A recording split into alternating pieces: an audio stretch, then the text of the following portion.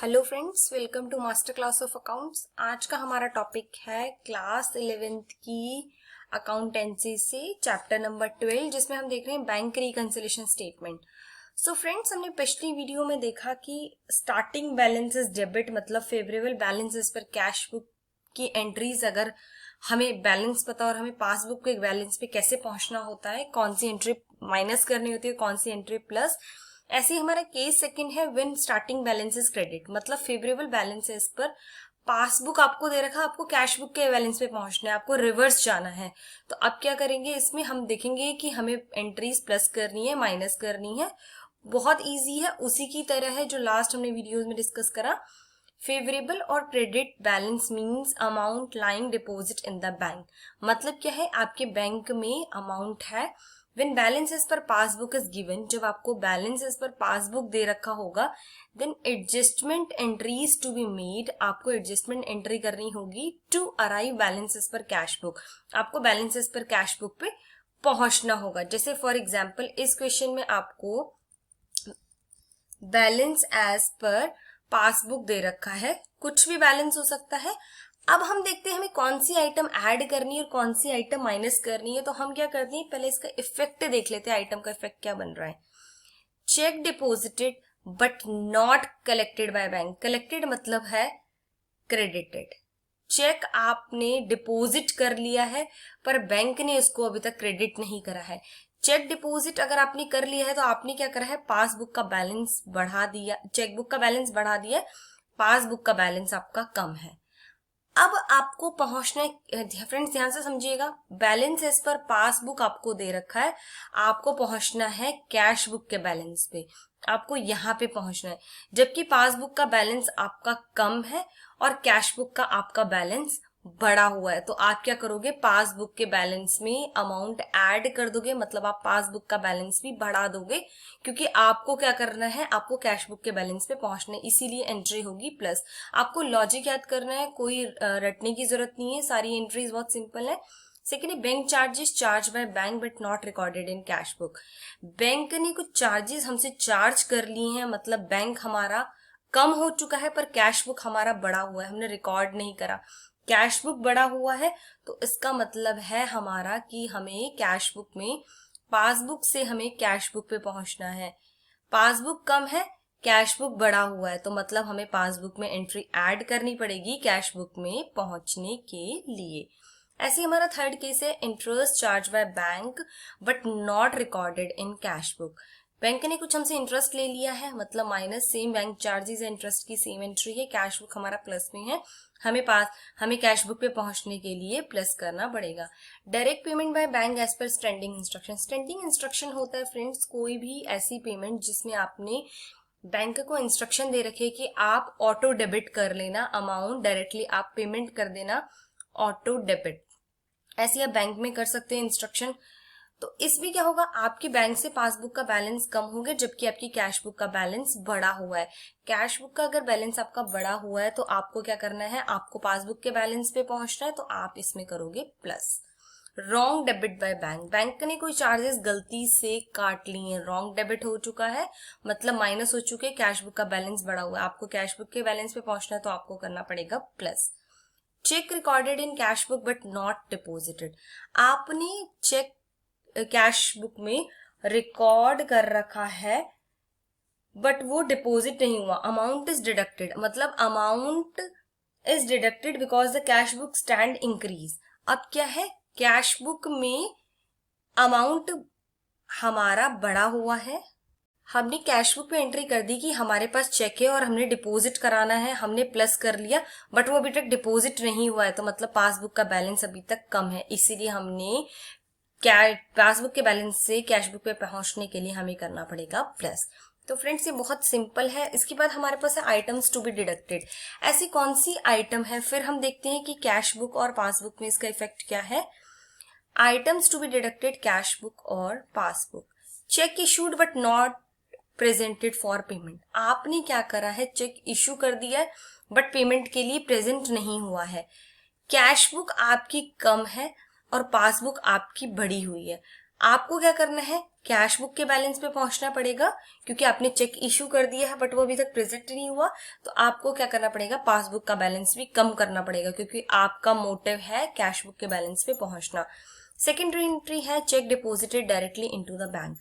Check हमने directly bank में deposit करा दिया है, पासबुक का बैलेंस बढ़ा हुआ है, कैश बुक का बैलेंस कम है, हमें कैश बुक के बैलेंस पे पहुंचने के लिए पासबुक का बैलेंस भी कम करना पड़ेगा। रॉन्ग क्रेडिट बाय बैंक, आपको कुछ बैंक से पैसा मिल गया, रॉन्गली क्रेडिट बैंक ने गलती से क्रेडिट कर दिया, जबकि कैश बुक का बैलेंस कम है, तो हमें क्या करना पड़ेगा, पासबुक का बैलेंस भी कम करना पड़ेगा, मतलब आपको एंट्री करनी पड़ेगी minus. Interest allowed by bank but not recorded in cash book, आपको कुछ इंटरेस्ट मिला है बट हमने वो कैश बुक में रिकॉर्ड नहीं करा, मतलब कैश बुक का बैलेंस कम है और पासबुक का बैलेंस हमारा बढ़ा हुआ है, तो हम क्या करेंगे, हम कैश बुक का बैलेंस से मैच करने के लिए एंट्रीज को कर देंगे minus. Cheque deposited into bank but not recorded in cash book, cheque हमने बैंक में डिपॉजिट कर दिया है बट वो कैश बुक में रिकॉर्ड नहीं करा, हमें बैलेंस पे पहुंचने कैश बुक के, जबकि पासबुक का बैलेंस बढ़ा हुआ है, तो हमें पासबुक के बैलेंस से कैश बुक के बैलेंस पे पहुंचने के लिए एंट्री करनी पड़ेगी माइनस। तो फ्रेंड्स ये केस नंबर 2 था, जब हमें बैलेंस एज पर पासबुक दे रखा है। इसी पे हम एक प्रैक्टिकल क्वेश्चन करेंगे इस कॉन्सेप्ट को अच्छे से क्लियर करने के लिए। पहले हम क्वेश्चन समझ लेते हैं। Prepare bank reconciliation of Shriram as on 31 March 2021। हमें बैंक रिकंसिलिएशन स्टेटमेंट बनानी है श्रीराम की 31 मार्च 2021 को।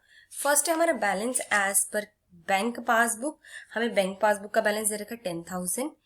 Bank collected cheque of ₹500 on behalf of Shriram, bank ने चेक कलेक्ट करा but wrongly credited to Shrirama account another customer, कोई और कस्टमर था श्रीराम के नाम से, बाय मिस्टेक बैंक ने उसमें क्रेडिट कर दिया, इसकी हमें बैंक रिकंसिलिएशन एंट्री करनी है।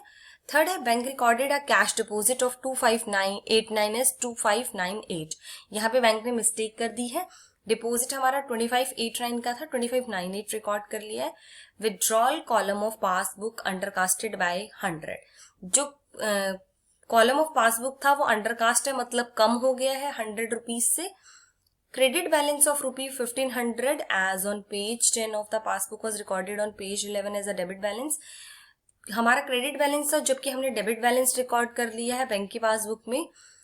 Payment of a cheque of ₹350 was recorded twice in the passbook, तो 2 टाइम हमने रिकॉर्ड कर लिया चेक का जो पेमेंट हुआ था। Passbook showed a credit for a cheque of ₹1000, passbook क्या है, शो कर रहा है credit cheque of ₹1000 deposited by Shriram another customer of the bank. Dividend collected by bank ₹125, dividend collect करा बैंक ने 125 रुपीज। हमें बैंक रिकंसिलिएशन स्टेटमेंट बनानी है, पहले तो हम इसका फॉर्मेट बना लेते हैं।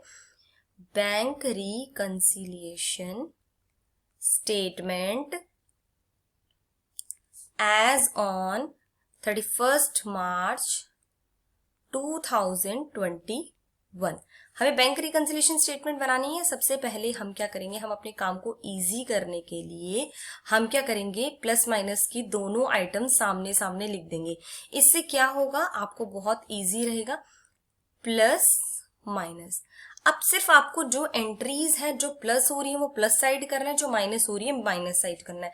सबसे पहले क्वेश्चन में हमें दे रखा है balance as per passbook, balance as per passbook आपको दे रखा है 10,000 रुपए, आपको balance as per cash book पे पहुंचना है। अब हम एक एक एंट्री करके उठाते हैं। Bank collected cheque of ₹500 on behalf of Shri Ram but wrongly credited it to Shri Rama account, bank ने क्या करा, कलेक्ट कर लिया है चेक 500 रुपए का श्री राम के अकाउंट में, but wrongly credited it to Shri Rama account. इसका मतलब क्या है, हमारे अकाउंट में पासबुक का बैलेंस अभी कम है, तो हम यहां पे जाएंगे wrongly cheque, wrongly credited to another customer account। अब हम इसका एक बार इफेक्ट देख लेते हैं अपनी कैलकुलेशन के लिए। कैश बुक और पासबुक, हमारा क्या है, cheque wrongly credited to another customer account, मतलब हमारे पासबुक का बैलेंस हो रखा है कम, जबकि हमारे कैश बुक का बैलेंस बढ़ा हुआ है। अब हमें क्या करना है, हमें पहुंचना है कैश बुक के बैलेंस पे, क्योंकि हमें बैलेंस दे रखा पासबुक का, हमें कैश बुक के बैलेंस पे पहुंचना है। तो हमें क्या करना पड़ेगा, प्लस, तो 500 चले जाएंगे प्लस साइड में। एक बार दोबारा बता रही हूँ, cheque wrongly credited to another customer account, हमारा चेक गलती से दूसरे कस्टमर के अकाउंट में क्रेडिट हो गया है, तो मतलब पासबुक का बैलेंस कम है हमारा, जबकि हमने कैश बुक का बैलेंस ऑलरेडी बढ़ा रखा है। तो हमें क्या करना पड़ेगा, प्लस कैश बुक के बैलेंस पे पहुंचने के लिए। उसके बाद नेक्स्ट एंट्री है हमारी, bank record a cash deposit of 2589 as 2598। हमारा क्या हुआ, गलती से जो रिकॉर्ड था वो हमने क्या करा है 2589 था, और जबकि बैंक ने क्या करा है 2598 रिकॉर्ड कर दिया गया। तो मिस्टेक कितने की हो गई है, हमारी 9 रुपीज की मिस्टेक कर दी है बैंक ने। तो हम क्या करेंगे, excess credit of cash deposit. देखो बैंक ने क्या करना था, कैश बुक पासबुक में बैंक ने क्या करा है 9 रुपीज से,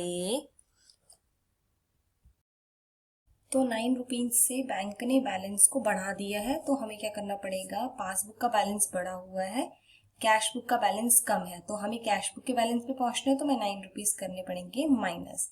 इसके बाद फ्रेंड्स हमारा नेक्स्ट पॉइंट है, withdrawal column of passbook undercasted by ₹100, undercasting of passbook. Withdrawal column जो था हमारा पासबुक का, वो 100 रुपीज कम से रिकॉर्ड करा है, मतलब हमने पासबुक का बैलेंस 100 रुपीज से बढ़ा रखा है, जबकि कैश बुक का बैलेंस कम है।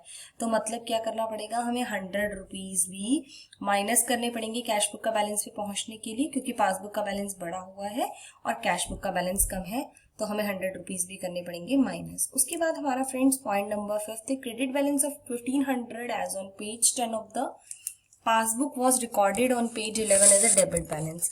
हमारा क्रेडिट बैलेंस था 1500 का, जबकि हमने क्या करा है, डेबिट बैलेंस रिकॉर्ड कर दिया। मतलब हमने क्या करा है, कैरी फॉरवर्ड करने में गलती कर दी है, एरर इन कैरी फॉरवर्ड। इसको ध्यान से समझिएगा friends, error in carry forward में है कैश बुक और पासबुक।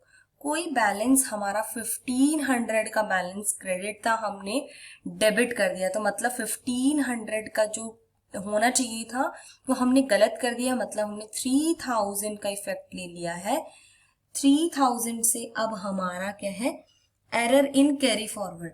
तो 3000 से हमने पासबुक का बैलेंस कम कर दिया है और कैश बुक का बैलेंस बढ़ा दिया है, क्योंकि हमने क्या करा है, जो क्रेडिट बैलेंस था उसको हमने डेबिट रिकॉर्ड कर दिया। तो 1500 का इफेक्ट 2 टाइम आ गया। पासबुक का बैलेंस हमने 3000 से कम कर दिया और कैश बुक का बैलेंस बढ़ा दिया है। हमें कैश बुक के बैलेंस पे पहुंचने के लिए 3000 करना पड़ेगा प्लस। उसके बाद नेक्स्ट एंट्री है हमारी friends, payment of cheque of ₹350 was recorded twice in passbook. Check recorded twice. Cash book, passbook. In passbook हमने क्या करा है, 350 रुपए से ज्यादा पासबुक को कम कर दिया है, जबकि हमारी कैश बुक बढ़ी हुई है। कैश बुक बढ़ी है, हमें कैश बुक के बैलेंस पे पहुंचना पड़ रहा है इस क्वेश्चन में, तो हमें कैश बुक का बैलेंस बढ़ाना पड़ेगा। मतलब हमारे क्वेश्चन में एंट्री जाएगी पॉजिटिव साइड, प्लस आइटम में जाएगी। उसके बाद है, passbook showed a credit for a cheque of ₹1000 deposited by Shriram another customer of the account. गलती से क्या हुआ है, पासबुक हमारा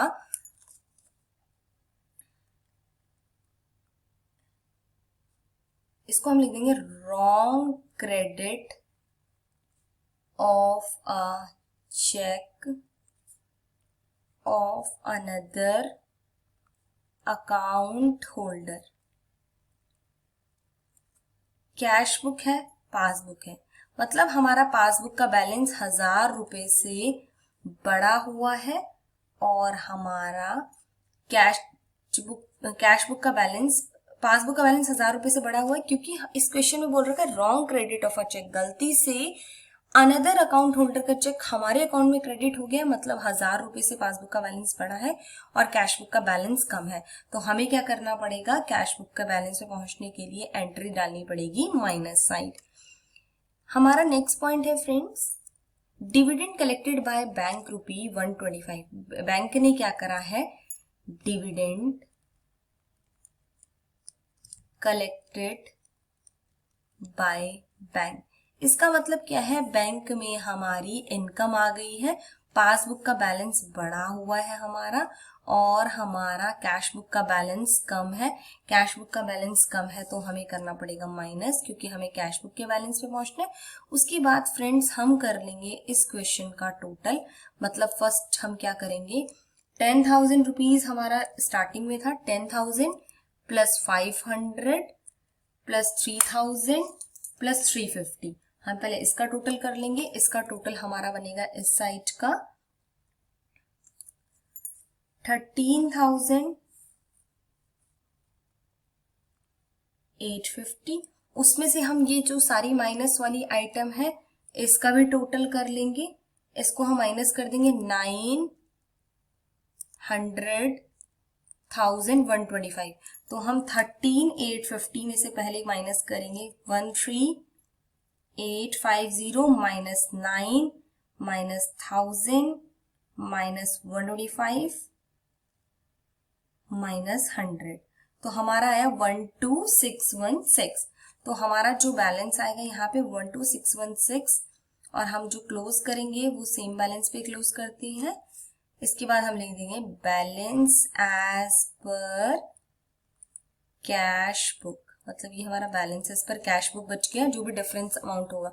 तो फ्रेंड्स इस वीडियो में हमने देखा कि कैसे हम किसी भी क्वेश्चन को सॉल्व कर सकते हैं। बस आपको कॉन्सेप्ट पता होना चाहिए, आपको ये पता होना चाहिए कि एंट्री का इफेक्ट कैश बुक पे क्या होगा, कैश बुक का बैलेंस कम होगा या बढ़ेगा, पासबुक का बैलेंस कम होगा या बढ़ेगा। और आपको ये ध्यान रखना है कि आपको किसके बैलेंस पे पहुंचना है, कैश बुक के बैलेंस पे पहुंचना है या पासबुक के बैलेंस पे पहुंचना है। इससे आपको कभी भी एग्जाम में क्वेश्चन करने में कभी मिस्टेक नहीं होगी। तो होप सो फ्रेंड्स आपको मेरा वीडियो पसंद है। अगर मेरा वीडियो पसंद है तो please like share and subscribe. Thank you friends for watching my channel.